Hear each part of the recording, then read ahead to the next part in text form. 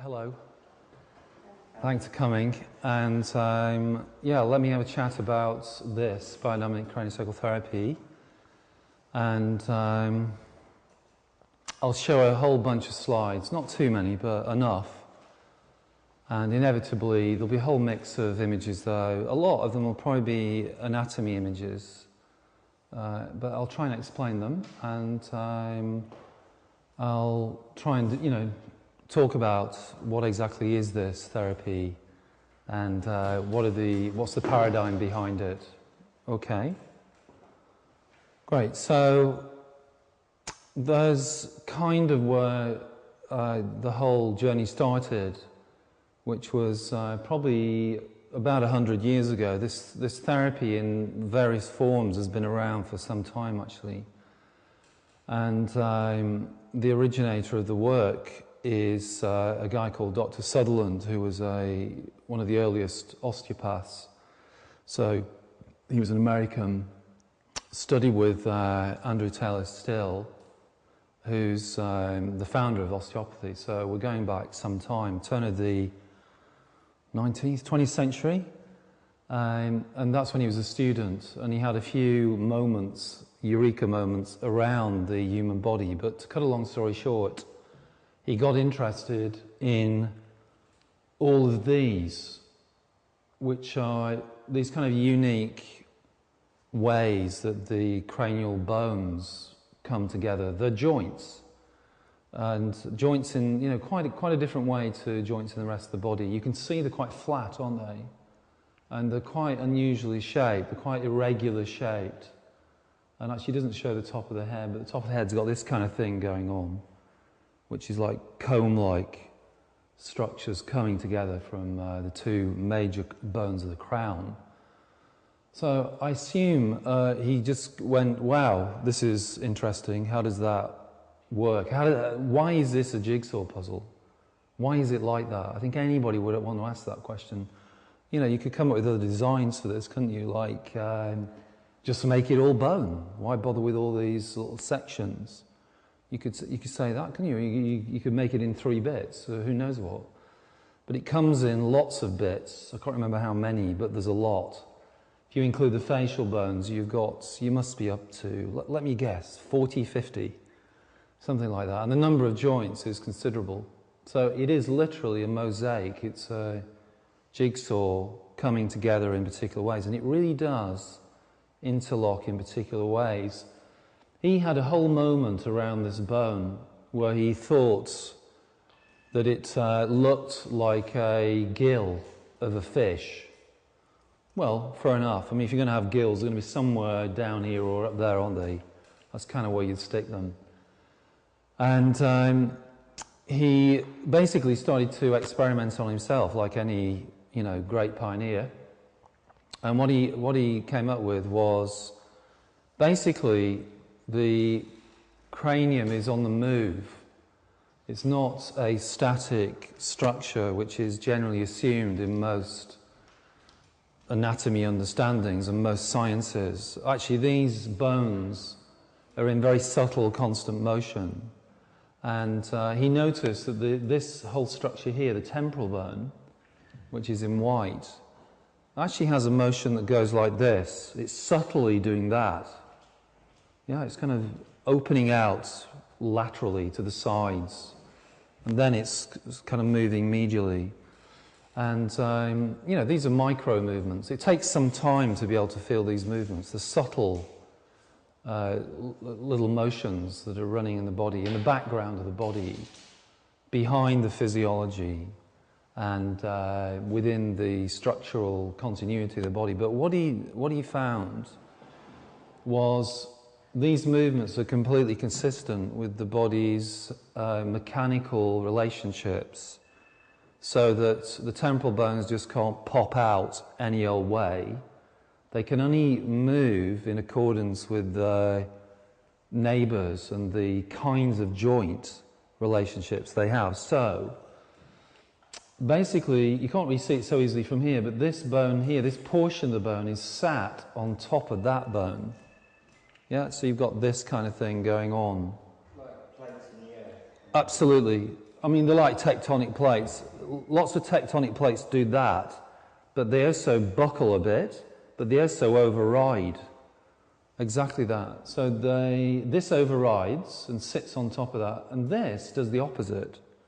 You can't see it so easily, but the parietal bone here is sat on top of that, so there's a bit of a transition here in the joint beveling, which produces this joint that's going at that angle and then switches to that angle. So basically, this portion is the only portion of the bone that can move laterally. Yeah? This portion here, as that moves laterally, moves medially. So it goes like that because it's pivoting at that place. So here's the movement, like that. This portion here is moving towards each other. These two bits are moving away. Yeah?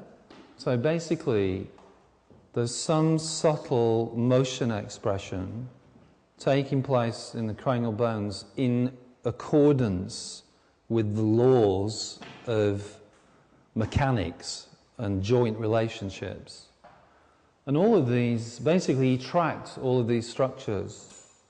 And because he was an osteopath from the early tradition of the work, his orientation was here. Yeah, so the whole of the osteopathic science originated from a relationship to this. So if you can organize and adjust and move through restrictions in the axis of the body, then the rest of the body will fall into place. So his emphasis was on the cranium and the vertebral column. So his initial explorations were all around that. So basically he spent time tracking all of these subtle movements, not just in the cranium and the cranial bones, but also in the vertebral column and in all the structures that were in and around it. So all the ligaments and membranes and fluids. There's a fluid in here, and the central nervous system too. So the original work has come from a exploration of all of this. He called the movement primary respiration because he felt like it was some kind of subtle breathing that was moving through the body, and that in a way the body was being breathed by some deeper force. And as he started to have an exploration internally, what he noticed, to his surprise I think, was that actually what seemed to be moving all these structures was a fluid fluctuation along the central axis of the body, meaning cerebrospinal fluid, which is in blue here. There's a volume of it which runs through the cranium and down through the spinal cord, is moving in a fluctuant motion. And he noticed it was moving at particular tempos up and down the center line in the body. And in order to express this motion, the body accommodates it by shifting and changing its structure. So there's a synchrony between this fluid movement and the bony shifts and changes that are taking place around all the sutures. So basically, what he felt was that the head is actually morphing very subtly in all kinds of shapes. So actually it seems to be making a kind of widening and a narrowing movement. As it widens, it narrows front to back. As it narrows side to side, it expands front to back. So there's an interesting sort of morphic shifting that's going on. And within all that, individual structures are making particular movements around joints, which we just looked at with the cranial bones. So, interesting. Plus, not just the bones are moving in this primary respiratory motion, but all the structures of the midline, in fact, all the structures of the body are moving in response to it. And even the central nervous system. which we can see here. The brain and the cord have a particular kind of movement which is consistent with this fluctuant shift along the axis of the body. He noticed that there was something driving it, some subtle force within the fluids of the central nervous system, and he called this the breath of life, that it was some kind of intangible, subtle life force that was moving the fluid system in the core of the body, and that in turn was moving the structures of the body. So how was he experimenting this out? He started experimenting on his own. I think he devised a whole bunch of sort of rope and tackle devices, which would actually, what he did for a while was limit the movement of some of the bones. So he clamped them on his head, thinking that, well, if there is motion here and I'm preventing it, what will happen? And I think after a while of doing that, he started becoming a little bit psychotic, and he got lots of emotional, expressions coming through, and so it became too much for his system. And then a lot of what he's discovered has come from touch. So palpating, touching his clients. I think he used to do osteopathic adjustments, and at the end of the session he'd sit holding them initially in a cranial hold, and he'd listen to their systems and notice what came up. I think you mentioned before about osteopathy being a recent addition to health, so it's actually osteopathy came just before this kind of... No, this came out of osteopathy. So this has come from osteopathy, the osteopathic tradition, and as... I'm surprised how young osteopathy is. Well, next to other things, certainly it is. I mean, what is it, 100 and odd years old? Is that young? I suppose it is. Next to some of the traditional medicines, it is, isn't it? Yeah, for sure. There have been lots of other things practiced for a long time. Could be something else. There were other things, yes, certainly. I mean, obviously the whole Chinese medicine goes back a long way, doesn't it? I mean, Bone setting kind of thing. sorry? It's like bone setters. Yeah, exactly. Well, osteopathy is thought to have come out of bone setting, the whole Irish tradition around that. Yeah, so it's come out of something that's been around for a while. All the osteopaths, I mean, North American osteopaths are medical doctors too. So I think it's in a way interesting it's come out of osteopathy, because what it's brought with it, there's a subtle energetic something running here, but what it's brought along with the science of osteopathy is an appreciation of the body's anatomy and physiology and the body mechanics.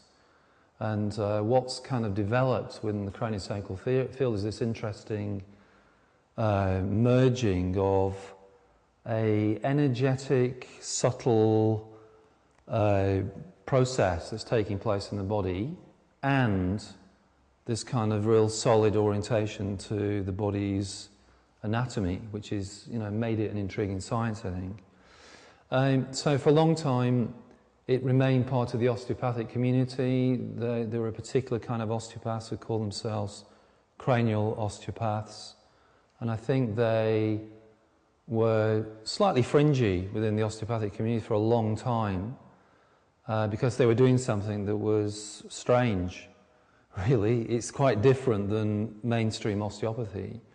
Initially, all the contacts were actually quite strong. The early cranial contacts were quite powerful, and there were forceful adjustments that they were bringing into play. And then, as things have kind of carried on, the contact has got subtler and subtler, because actually you don't need to make those strong adjustments.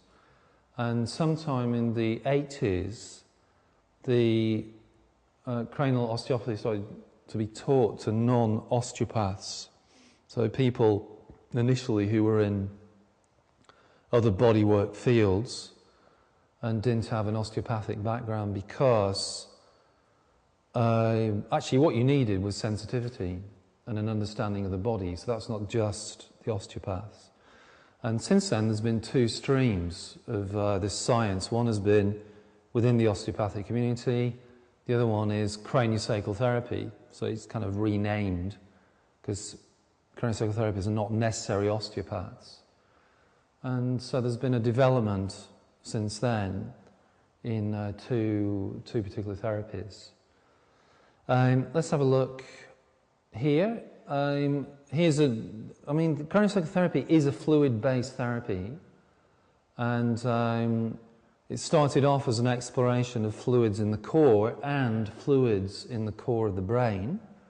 This is where cerebrospinal fluid spaces are. But in the biodynamic approach, it's become much more an orientation to the whole body of fluids. And how much fluid are we? I mean, it's somewhere around 75%, I think, at the moment. Depends who you read. So what we notice in sessions, and we all notice this, is that you can contact somebody, and I'll do a demonstration later if you wish. Is you contact somebody at some point in the session, there's this interesting shift between the body being quite a physical, structural entity. There's a feeling of the body being physical, and there's lots of structural shifts and changes going off, to what feels like, say I'm holding the head melts in your hand. It feels like it's dissolving and going soft. And you make this perceptual shift to the head feeling like it's actually something that's full of water, and the body goes the same way. It's like the body drops into its underlying element, and suddenly the whole body is very fluid and amorphous. And then the therapeutic process takes on a slightly different flavour in that state. But that's interesting, isn't it? Because actually what structure is fluid, isn't it? You know, this thing we call physical, the hard stuff. If you actually have a look inside it, what is it? Cells, isn't it? Yeah, I mean, cells are just the membranes with fluid inside and surrounded by fluid, aren't they? That is mostly, it's curious, it feels hard. I'm still coming to terms with that. But I think what happens in the session is the body drops into that underlying state. And it's then you can get a very strong sense of this primary aspiration, this subtle movement that's taking place. There's a training in sensitivity, and through touch. That's what's being promoted in the therapy. In order to be able to feel these subtle motions, that's what's required. Plus, it's not just about that. What we're sensing is the body and the nuances of the body, so that you can touch the body, and even though you're not in immediate relationship with something, you can still get a sense of it. So you can put your hands here, and you can start to differentiate how the brain is. So you can start to get a sense of how the cerebellum is. It's got a shape to it, it's got an activity, it's got a particular tone.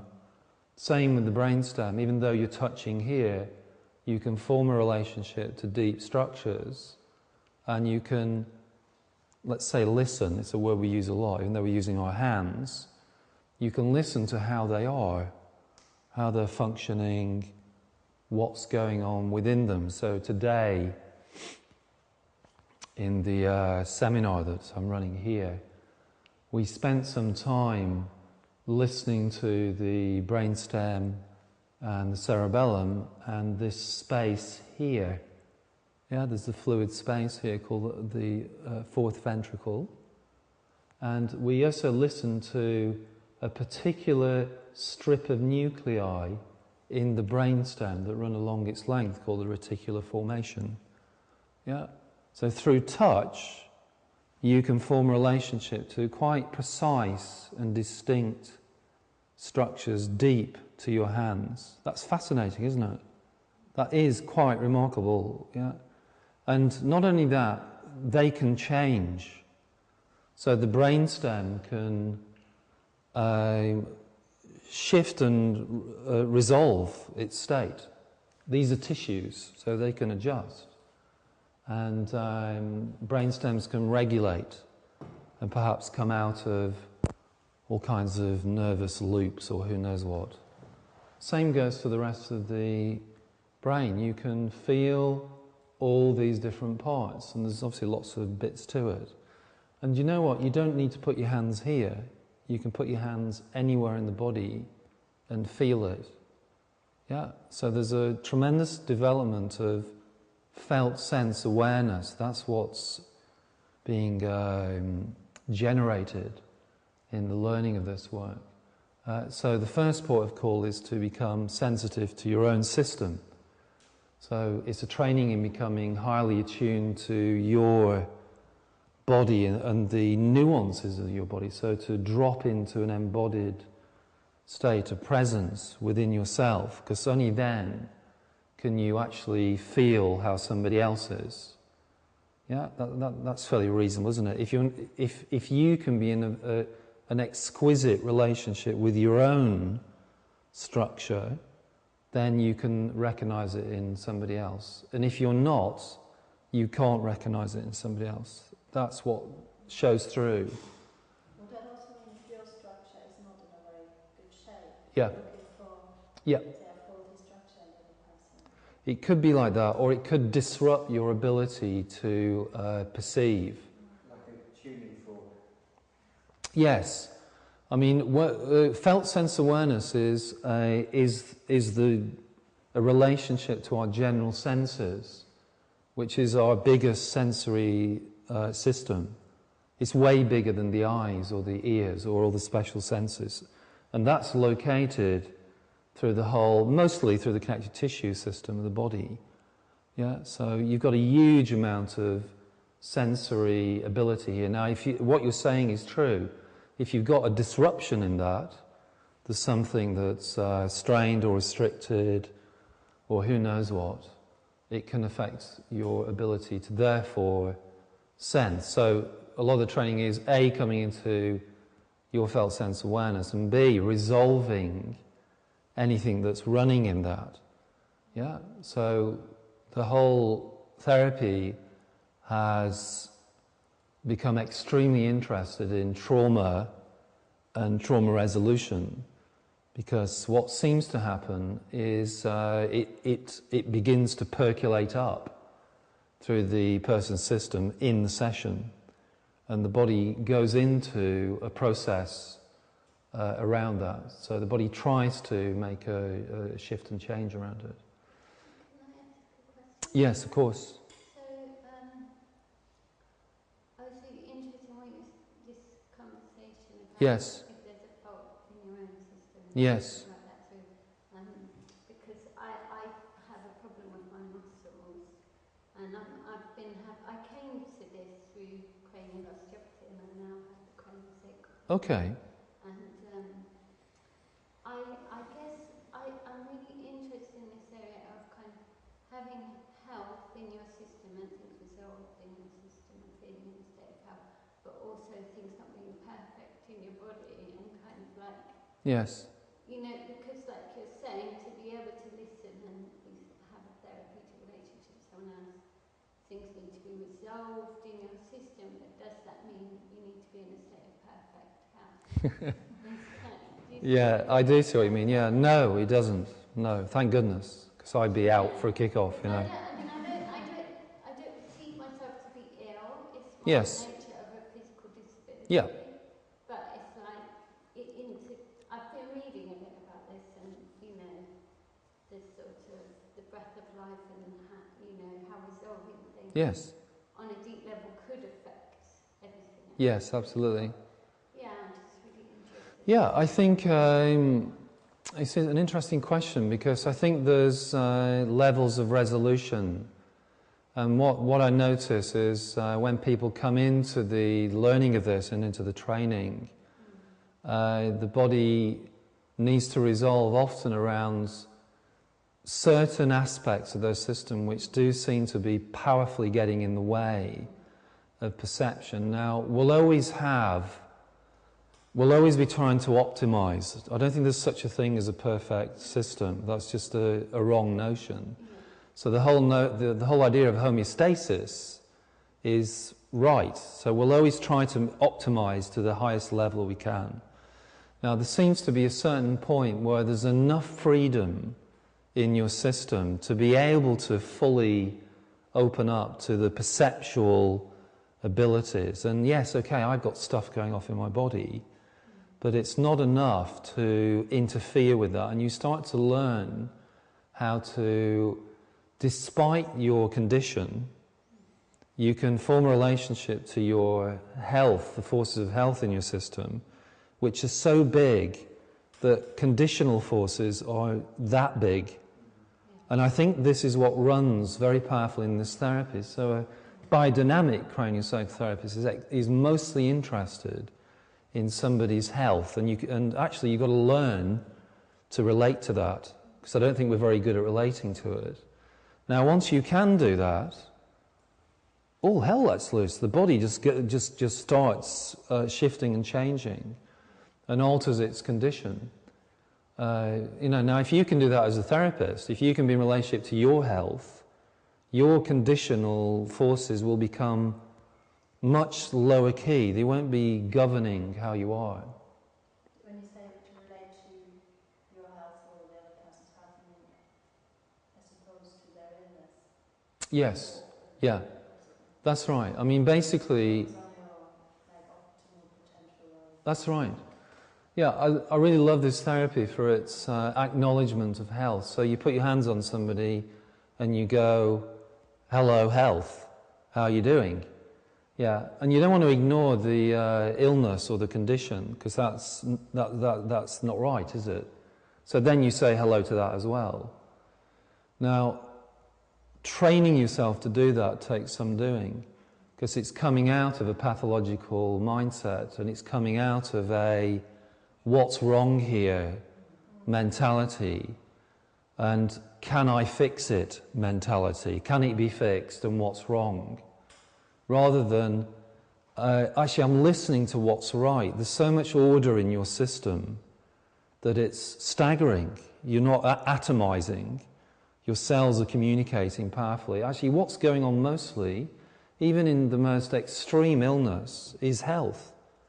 There's balance going on. Okay, somebody's riddled with cancer, somebody's got some dreadful neuropathy. There is still tremendous health forces there. Now, if you can form a relationship to that, what that seems to do is remind the body that it actually has got tremendous potential, and something gets generated in the touch around that. Plus, you're doing it through touch. How powerful is touch? Yeah, it's kind of huge, isn't it? I think we might have forgotten how powerful it is as adults. But there's something incredibly primal about contact, which is really explored as well. So I was just thinking on what you were saying, that maybe even if something in the body isn't exactly as it could be, Yeah. what you connect is maybe that potential, that place where Absolutely. it can repair whatever. Yes. Whether the muscle has the right shape or whether Yeah. it's exactly Yeah. right. And I tell you what, I sit there day in, day out, I'm sure you do as well, Claire, being an observer of somebody's body. Yeah, the biodynamic approach is to be neutral and to wait, in a way create a facilitated space and the right contact, and then you sit back with an informed touch, of course, and you wait for the body to go about its own internal shifting and changing. And really, you observe the body just unfolding and running through a whole series of adjustments in front of you. The body adjusts itself. And I don't mean little fine adjustments. I mean vertebra doing this. Yeah, I mean bones making big movements, clunks happening in the body. So facilitating self-healing. Yes, exactly that. And that's exactly what goes on when you make that relationship to the forces of health. They get generated in the client system. Here's another aspect to the work. There's lots of aspects, but I'll talk about some of them. Here's a lovely one which Sutherland observed these structures. I don't know if you know much about these, but the large connective tissue structures in the cranium, they're big, aren't they? Look at this here, it's huge. It's like a big internal Mohican, isn't it? And this here has been cut away, but really it's like two wings or a diaphragm. And obviously the brain sits in here, that's been removed, and the brain is in a way supported by this thick, it's the outer meningeal layer called the dura mater. And I don't know if you can get a sense of it, but can you see the floor and the sides of the cranium and how they flow into these structures? There's continuity. Basically, it's all formed out of one sheet. Yeah? And say you've got a balloon and you get your hands and push in like that. That's how those have been formed. And then you get your hands like this and push them down like that. That's how that's been formed. So you can see it's still one balloon. And then the balloon from here turns into a sausage balloon and goes all the way down to the sacrum. And then what sits in that is your spinal cord and brain. Now, what Sutherland observed here was that there is a natural tensile quality to this membrane in health. So he called it membranous tension, which means that there is an organ, a membranous organ really, with in a particular kind of tautness, which in health is smooth and consistent throughout the whole of it.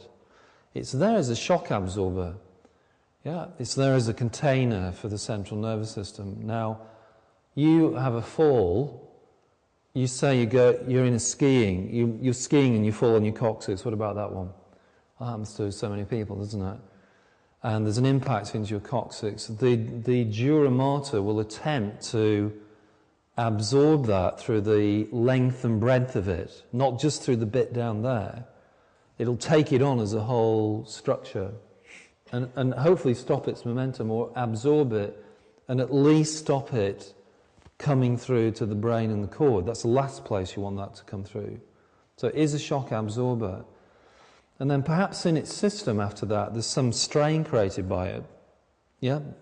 You can get strain patterns in this collagen material. And then the practitioner comes along, touches you on your head and goes, oh, that's interesting. I'm listening to the dural membrane within you, which goes like that, and because you're at one end, you can feel the whole of it. Yeah?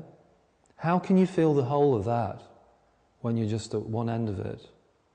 How actually can you do that? You can do that because it is one structure. It's not in bits. So if you're truly listening to it, you will feel the whole of it.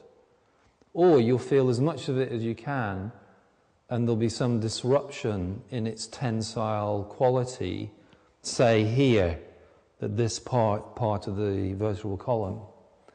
And maybe beyond that you can't get a sense of, because there's been a disruption in the fabric of the dura mater. Now if you stay there and connect with it in this biodynamic way, you observe it starting to shift and change, because there's an urgency within it to come back to the wholeness of its entire structure. That's what it wants to do.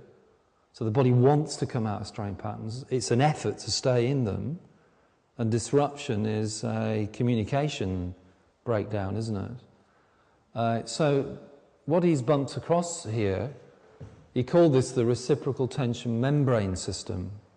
What he's bumped across is something that runs through all connective tissues, not just this one. And how many connective tissues are in your body? Well, here's one. The skin. Yeah, there's so many membranes in the body. All the body is wrapped in some connective tissue. Every muscle you have, every joint capsule, every bone, every organ, they've all got a wrapping around them, a skin. basically. Now, if you can have an ability to relate to membranous tension or membranous quality, you can touch somebody at their feet and you can feel the whole of that fabric, which is actually most of who we are. Yeah? And within that fabric sit organs, bones, your brain, etc. Yeah? But it's within that template of this, and there is a tensile property within it. That's the nature of it. So you can touch somebody at their feet and go, oh yeah, there's your whole body. Or there's a lot of your body over there and a bit over there, but there's something over here which is a little bit like that. Yeah, because the tensile property has changed over there. This bit over here, this leg here, feels nice and even and smooth, like it's all glidey and like a river. This bit here, around the knee there, it's like there's a rock, say. And you can feel it. So you can just touch somebody and go, yeah, that's easy, that's actually doing that. That bit over there is tight. That bit over there is feeling a bit nervous, nervy, and so on. So you can start to develop this incredible ability to perceive through the lightest touch anywhere in your body. So what we're looking at here is a communication system to die for, really. And I think when we're in relationship to this, that's what I would call body intelligent. Yeah? You're in your own personal relationship to the whole network or stream of your connective tissue system. Guess what runs through your connective tissues? Your vascular system, so your blood supply, your nervous system, so your whole nervous shift and change and communication between muscles and glands and who knows what, and your lymphatic system. That's kind of huge, isn't it? So that's the relationship to most of who you are. So within your, when you're listening to Yes. that, are you then able to find different layers of, say, old trauma? Yes. What is new? Yes. And you can almost date it. Right. Yeah, nearly. I mean, what seems to happen is if you can have an embodied relationship to your own system and develop a touch, finesse, it's not anybody who can just do this. So it needs to be the body needs somebody to know. So it needs a knowing touch and a knowing presence. Only then will the body go, oh, okay, I've got a reflective ability, I'm getting a view about myself, and then something kicks off around that. Now, if you're sat with that skill and you're in a waiting mode, so you're not imposing an agenda on somebody going, yeah, that left hip's a bit skew-whiff, and your vertebra are doing that rotation thing around wherever it is, yeah, I'm going to go over there and start to derotate it. I mean, all good reasons. If you back off from that and just wait, something gets generated in the system, and what we call it is the inherent treatment plan or process. It starts to emerge, and I tell you what, it's never as obvious as you think. So you're sat there holding someone's feet going, that's interesting about your hip and lower back. And the body, given a chance, doesn't do anything with them. What it starts to do is something in the brainstem. It starts to kind of start firing up in the brainstem, maybe. It's an example. And then something shifts around the top of the neck. Yeah, and then maybe the jaw does a bit of a shift and so on. And then something in the lumbars starts to change, the thing that you got a sense of. And it's like the body knows the combination sequence internally. And I think that's what explains why you can go for some therapeutic interventions and the damn thing keeps coming back, doesn't it? So you go with your lower back issue and every time it just keeps coming back, so you've got to go again and again and again. What we find in this therapy is that doesn't happen. And we think it's because the body goes about its own process of healing in the proper way, in a way you perhaps couldn't guess at, or you'd be lucky to guess at it. So that's what goes off. Which is why, as a patient or a client, it all seems very mysterious. Yes. In terms of cause and effect. Exactly. Yeah, and sometimes to the therapist, I can be sat there going, "Wow, that's interesting. I have no idea about that." So the body needs you to know enough to instigate that process, but you don't need to be knowing everything about the body. Would you say there's an element for some people as well of intuitive healing that comes alongside that? Because I practice healing. Yes. And so I receive information when I'm asked. Yes. Going on, so somebody comes in with a pain, but like you say, we might be working on something completely different. Yes. I'm not actually touching the body. I mean, how much are you? Can you split what it is you're receiving from the body and how much you're receiving intuitively, or is it all? Well, I think what's getting unpacked is how we receive information in this therapy. So we talk endlessly about perception and perceptual fields and perceptual processes.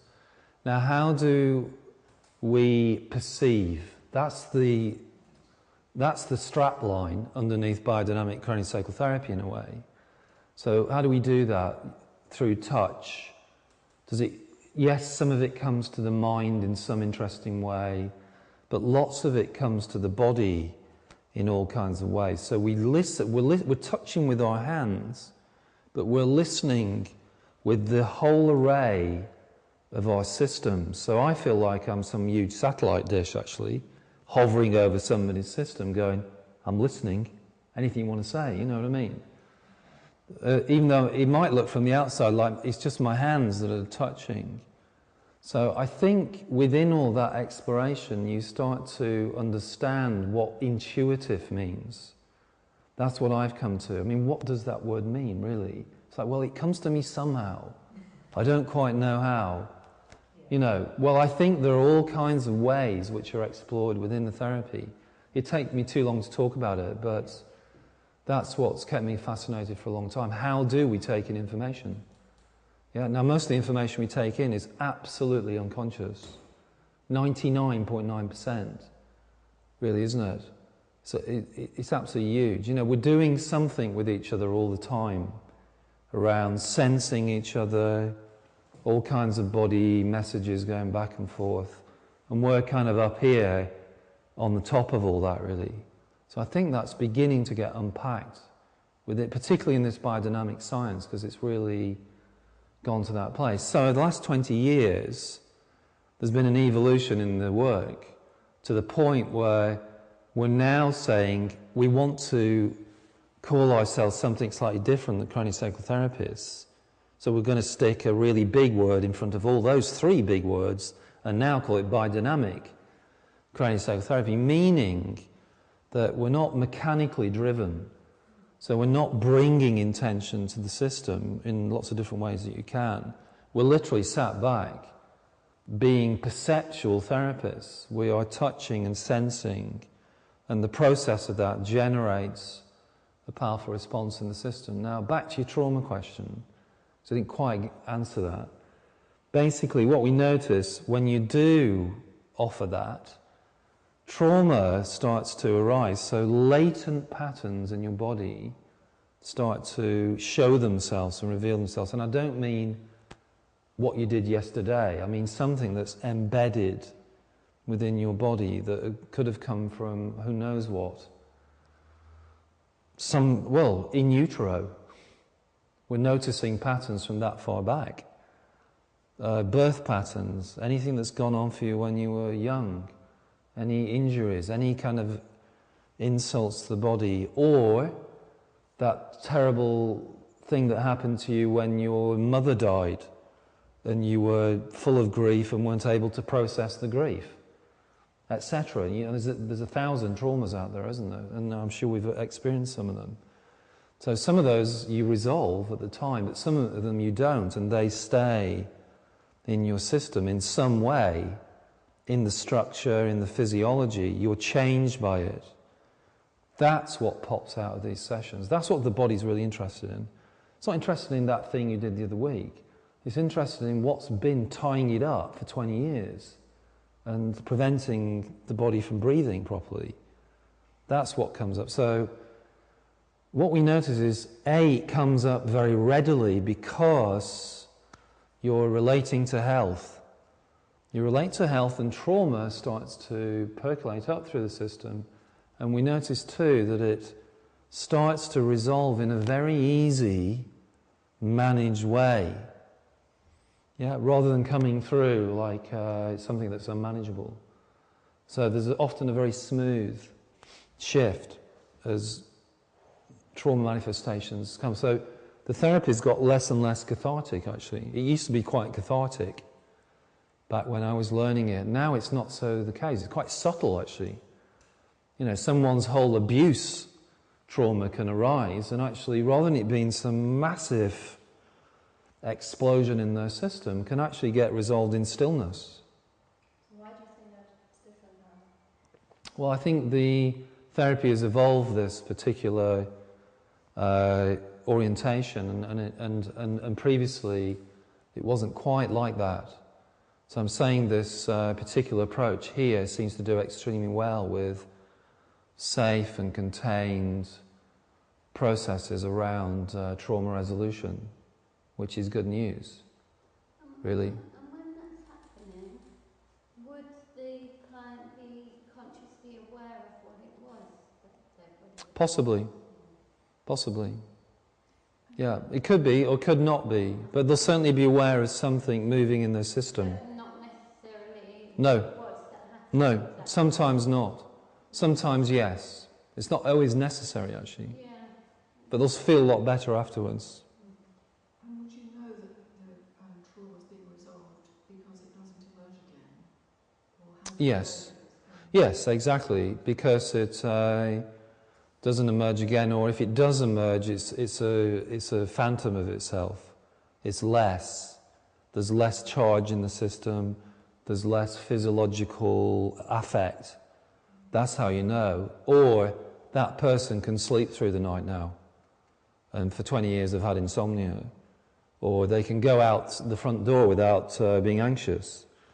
Or they can walk better, or the posture's better, you know. So yeah, it's measurable. So it's always, you know, it's obvious when something's shifted and changed. Or you don't get headaches anymore. Those migraines you've had for 20 years have gone.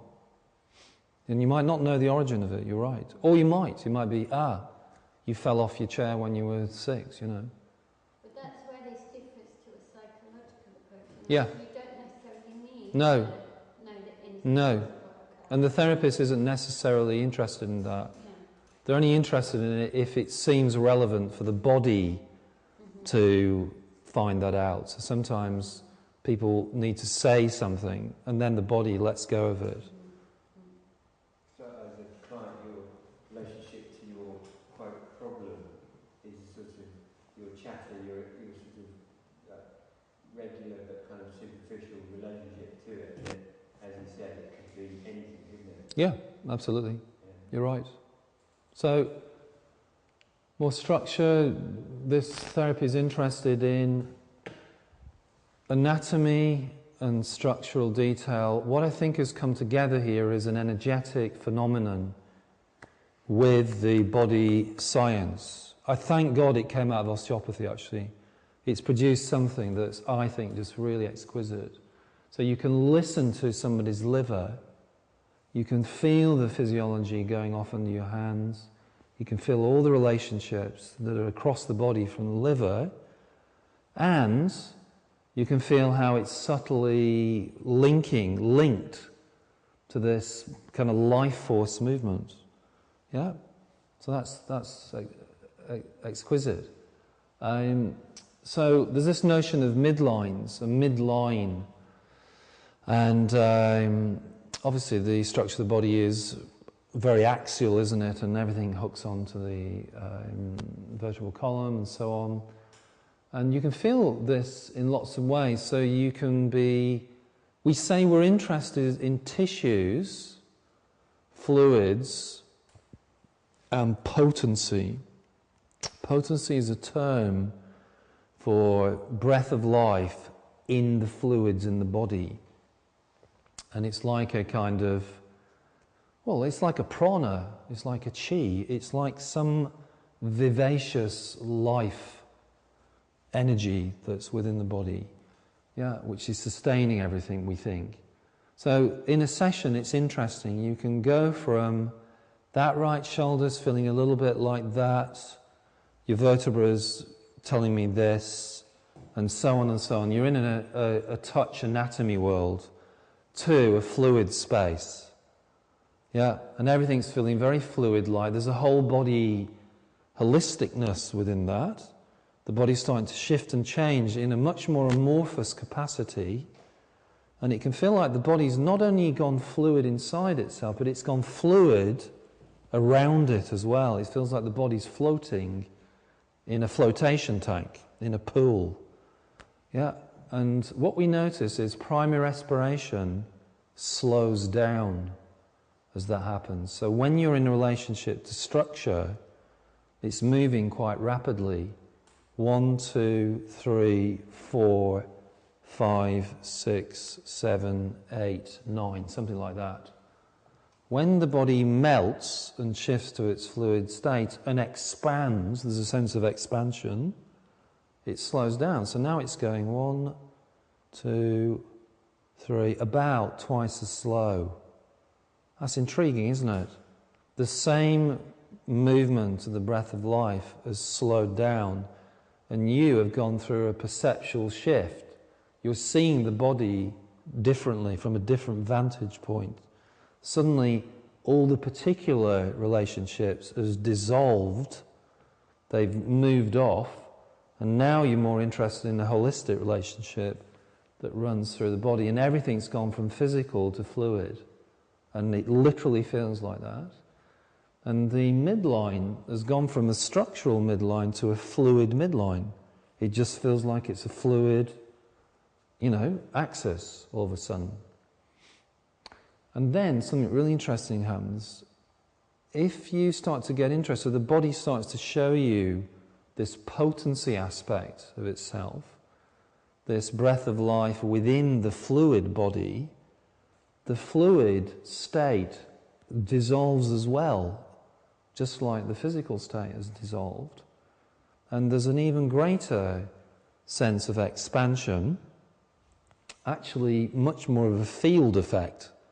That's how it feels. Everything gets very light and energy oriented. The body's still there, but it's there at its physical level like a phantom. And the client on the table feels very light often. And what happens now is primary respiration slows down so much, it's almost imperceptible. It's now moving at somewhere around about 100-second cycles. So it's slowed down 4 times the speed of that other one. So now it's coming at the body like this. I mean, I'd have to be here for 2 minutes nearly to show you. And now it's turned into not like a fluid movement, but like an energetic wave, big surge through the whole system. And it feels like you're being breathed by something much bigger than yourself. Yeah? So, and then the body, then there can be a shift back. Then suddenly you're back in the kind of fluid state, or you're suddenly back in the physical and this structural feeling. So it feels like you're transitioning between all the elements of who we are. Yeah, and what seems to happen is the slower the slow primary respiration goes, the more powerful the relationship to health goes.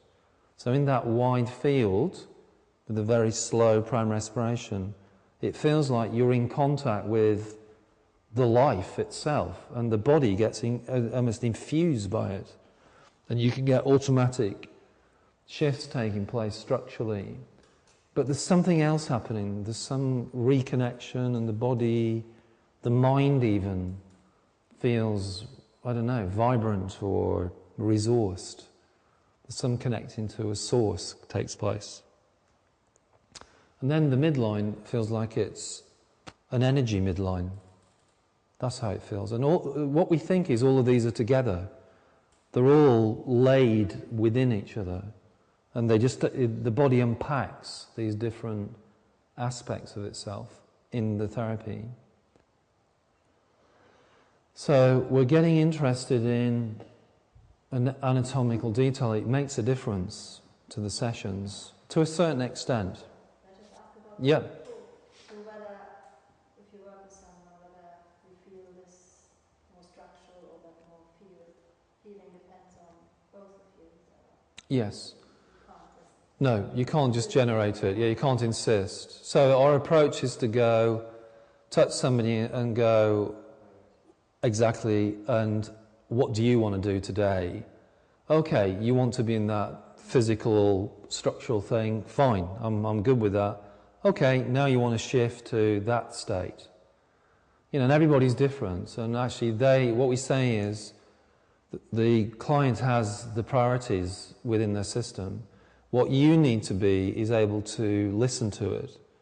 So you need to have a kaleidoscopic ability to move through all these different frequencies in your own system.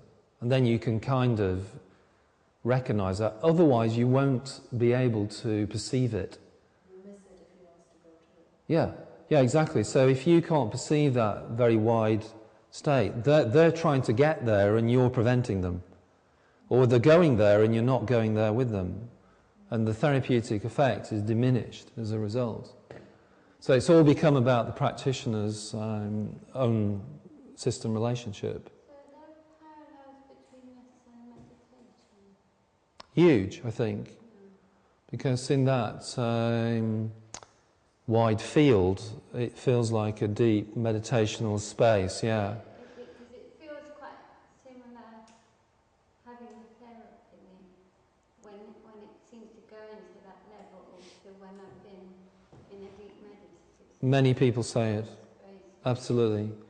Now, as the prime respiration slows and as there's that relationship shift, the mind goes quieter and quieter and becomes completely still in that wide field. There's no thoughts moving. It's not the nature of that space.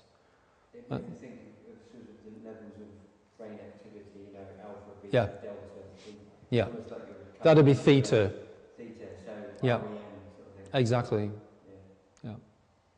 So the therapist at one end is going, that's interesting about your disjoint down there. And at the other end of their ability spectrum, they're going, wow, can you feel that huge stillness that's kind of swamping the room? It's an interesting mix of skills. And can you feel that as the stillness is occurring, what's happening in your lumbar sacral junction? Because stillness is, that the nature of it is changing the structure. And you're able to follow both. Sorry, can it be that the client's body doesn't want to go to that more expansive? Yes, and you won't insist. No, there's no insistence. No, none at all. But does that mean that they will, then their movement towards health can't happen? Well, what seems to take place is as people start to resolve trauma states and trauma issues in their system, their ability to connect with those states that I just described becomes greater. So often if people are highly traumatized, they might not show you prime respiration. It's not evident. The system's so held down or locked down or in some state of agitation that they're actually not in relationship to it. We assume it's there, but it's not manifest. Now as the body starts to change, do some adjustments, maybe it takes a while over a few sessions, but suddenly, there's prime respiration at a physical level. It shows through, and then slowly these other aspects, these other unfoldments of it start to emerge over a period of time. Yeah, maybe some people don't get that. You know, there's all kinds of factors around what can make people, you know, succeed. There's also a whole resonance relationship that runs through the system. So here we're looking at the sacrum, and it resonates with other structures that are not necessarily connected with it. Yeah, so we notice this. There's a whole aspect of this work which is looking at the way, say, your pelvis and your cranium mirror each other. That's just one part of it. So that's another part of the therapy that we're interested in. So something this is how the session goes. Something shifts up here, it'll pause, and then something will shift down here. And that will enable this to then deepen its adjustment. And you get a kind of ping-pong match going off. Or then the arm needs to make a shift, and then this can really shift in the neck, say. That's how it goes. Here's the movement. Here's part of the movement. It's actually much more complex than that, but it's showing an aspect of it. So there is an inhalation, it's called. Yeah? We think lung breathing is modelled on this. So the first thing you did, we think this comes from conception. The cell does this. There's some motility movement in every cell that, as the body's formed, has generated a movement along the axis of the body. So up it comes and down it goes, and you see the body shapes. As it comes up, the body rolls out. It's wide there, isn't it? As it comes down, the body subtly does that. I mean, micro movements, you know. But we're all doing this, pretty much. We're curling and uncurling and widening. We're lengthening and shortening. We're widening and going that way and this way, and that way and this way, and so on. What that says to me is, in health, we are not static. There is constant motion, and I mean bones are moving here. Everything is in movement. So we are shapeshifters, aren't we? That's what we are. So there is nothing that's static. If there's something static, that's when things go wrong. Yeah? If there's a rock in the stream, it's going to be creating turbulence. Yeah? So in health, we shapeshift and we are amorphous by nature. That's what that is saying to me. That really revolutionized my world when I realized that. It's a huge thing to say that. Yeah. So what Sutherland noticed was that, particularly in some of those slightly deeper tides, particularly that fluid tide. See, I'm saying tide, fluid primary respiration, it felt like the tide. So here comes the flow, there goes the ebb. That's exactly what it feels like. So he called them tides. Now, we're about 75% water, the surface of the earth is about the same. Yeah, so it makes sense that we represent that, really. I mean, that kind of appeals to me. And that our fluids are not different than the fluids of the planet, which are moving in a tide-like motion. So we have our own oceans, or we have our own fluid, which is affected by, modelled on the ocean. And that's what we're feeling in our systems when we touch with this therapy. It's a primary energy. Yeah, behind it, the drive is a primary energy. He called it a fluid within a fluid. It's like an impulse. There's a superior, inferior pole. You know, there's a kind of energetic landscape built into the physiological body. And there are spaces in the body which are so energetic, so deeply nourishing, that really are explored in this therapy.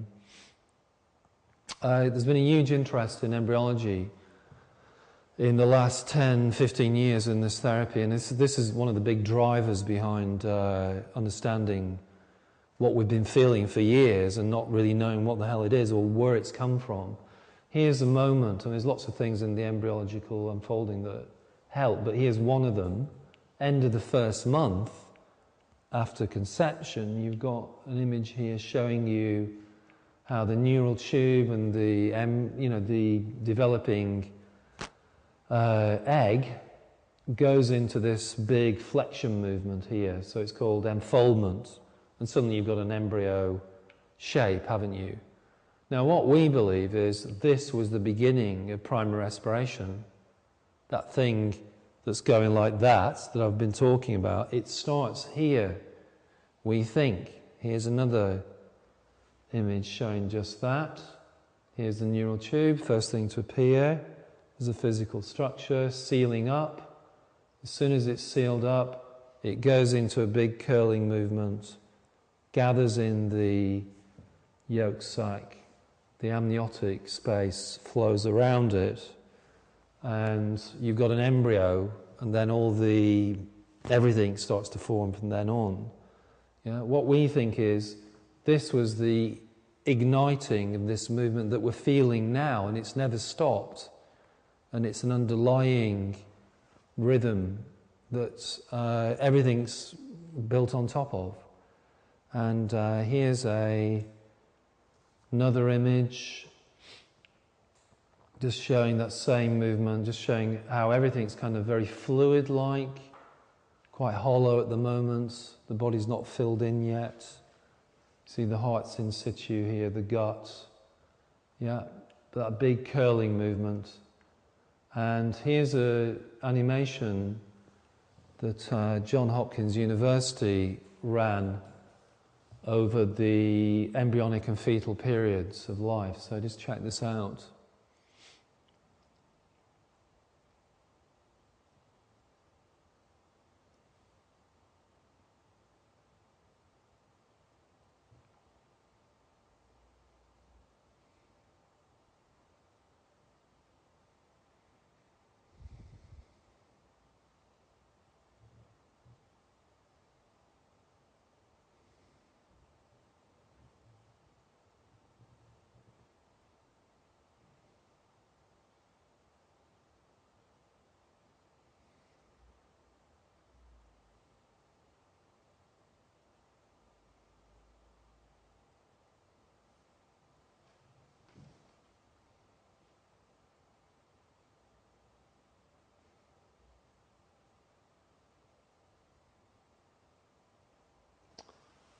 Cool. So on it goes, it's on a loop, but what we're seeing there is how the embryo grows right up to birth. So it's the whole embryonic and fetal periods, and it looks to me like it's doing that, don't you think? There's a whole series of curls and uncurls as the embryo fetus postures and shifts in its growth process. So I think that's what that is a gross form of what we're feeling. We're feeling the micro level of that, which is happening every 12 seconds. But the body as a whole seems to grow through a sequence of curling and uncurling. And the brain grows through that as well. I suspect it carries on, actually. I don't have a time-lapse one of somebody's next 50 years, but it'd be interesting to do that, wouldn't it? Yeah, so everything grows through an unfolding process. That's what we're with. And we think what we're listening to is the power of growth in people. It's what's made us, it's what's driven us to be like this. Yeah, so it's the creative force within the body. So the embryology is starting to show and explain all kinds of things we're feeling, lots of other things I don't really have time to go into, but that's one aspect of it.